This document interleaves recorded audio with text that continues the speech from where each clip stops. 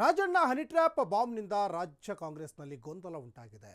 ರಾಜ್ಯಕ್ಕೆ ಮುಂದಿನ ವಾರವೇ ಉಸ್ತುವಾರಿ ರಣದೀಪ್ ಸಿಂಗ್ ಸುರ್ಜೇವಾಲಾ ಪರಿಹಾರ ಹೊತ್ತು ಬರ್ತಾ ಇದ್ದಾರೆ. ಇತ್ತ ಕೊಲೆ ಸುಪಾರಿ ಬಗ್ಗೆ ರಾಜಣ್ಣ ಪುತ್ರ ಎಂಎಲ್ಸಿ ರಾಜೇಂದ್ರ ತುಮಕೂರು ಎಸ್ಪಿ ಅಶೋಕ್ ವೆಂಕಟ್ಗೆ ದಾಖಲೆಗಳ ಸಮೇತ ದೂರು ಸಲ್ಲಿಸಿದ್ದಾರೆ. 70 ಲಕ್ಷಕ್ಕೆ ಸುಪಾರಿ ಪಡೆದಿರುವವರಿಗೆ 5 ಲಕ್ಷ ಅಡ್ವಾನ್ಸ್ ಹಣ ಬಂದಿರುವ ಕುರಿತು 18 ನಿಮಿಷಗಳ ಆಡಿಯೋ ರೆಕಾರ್ಡ್ ಸಾಕ್ಷಿಯನ್ನು ಒದಗಿಸಿದ್ದಾರೆ. ಹಾಗಾದರೆ ಎಂಎಲ್ಸಿ ರಾಜೇಂದ್ರ ದೂರಿನ ಆಧಾರದ ಮೇಲೆ ತುಮಕೂರಿನ ಕ್ಯಾತ್ಸಂದ್ರ ಠಾಣೆಯಲ್ಲಿ 5 ವಿರುದ್ಧ ಈಗಾಗಲೇ ಎಫ್ಐಆರ್ ದಾಖಲಾಗಿದೆ. ಡೆಲ್ಲಿ ಭೇಟಿಯ ಗುಟ್ಟನ್ನು ಬಿಟ್ಟುಕೊಡದಂತಹ ಸತೀಶ್ ಹನಿ ಟ್ರ್ಯಾಪ್ ಬಗ್ಗೆ ಚರ್ಚಿಸಿಲ್ಲ ಅಂತ ರಹಸ್ಯ ಕಾಪಾಡಿಕೊಂಡಿದ್ದಾರೆ.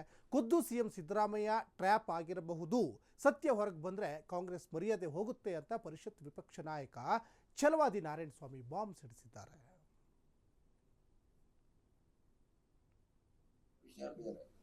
ಈಗ ಅವ್ರು ದೂರು ಕೊಟ್ಟಿದ್ದಾರೆ. 70 ಲಕ್ಷಕ್ಕೆ ಸುಪಾರಿಯಾಗಿತ್ತು, 5 ಲಕ್ಷ ಅಡ್ವಾನ್ಸ್ ಆಗಿತ್ತು, 20 ಜನ ಇದ್ದಾರೆ. ಅದು ಯಾವ ಕಡೆ ದಾಖಲೆ ಇದೆ ಅಂತ ಅವ್ರೇನು ಡಿಸಿ ಅವ್ರಿಗೆ ದೂರು ಕೊಟ್ಟಿದ್ದಾರೆ.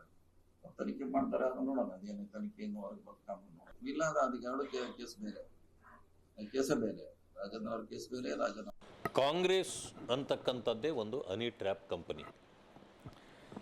ಈ ಕಂಪನಿ ಯಾರ ವಿರುದ್ಧ ಕೆಲಸ ಮಾಡ್ತದೆ ಅಂದರೆ, ಯಾರು ಅವರ ವಿರೋಧಿಸ್ತಾರೋ, ಯಾರು ಅವರನ್ನು ಪ್ರಶ್ನೆ ಮಾಡಿಸ್ತಾರೋ, ಯಾರು ಅವರ ಭ್ರಷ್ಟಾಚಾರವನ್ನು ಹೊರಗಡೆ ತರ್ತಾರೋ ಅವರನ್ನೆಲ್ಲ ಟ್ರ್ಯಾಪ್ ಮಾಡೋ ಕೆಲಸ ಅದು ಮಾಡ್ತದೆ. ಇವೆಲ್ಲವುಗಳಿಗೂ ಉತ್ತರ ಕೊಡಿ ಅಂತಂದರೆ ಮುಖ್ಯಮಂತ್ರಿಗಳು ಬಾಯಿ ಮುಚ್ಚಿಕೊಳ್ತಿರ್ತಾರೆ. ಯಾಕೆಂದರೆ ನನಗೇನೋ ಅನುಮಾನ ಇದೆ, ಇವ್ರಿಗೇನೋ ಟ್ರ್ಯಾಪ್ ಗೇಪ್ ಯಾವುದರೆಲ್ಲ ಆಗಿದಾರೋ ಏನೋ ಗೊತ್ತಿಲ್ಲ ನನಗೆ. ಇವೆಲ್ಲ ಸತ್ಯ ಹೊರಗಡೆ ಬಂದುಬಿಟ್ರೆ ಕಾಂಗ್ರೆಸ್ ಮರ್ಯಾದೆ ಹೋಗುತ್ತೆ.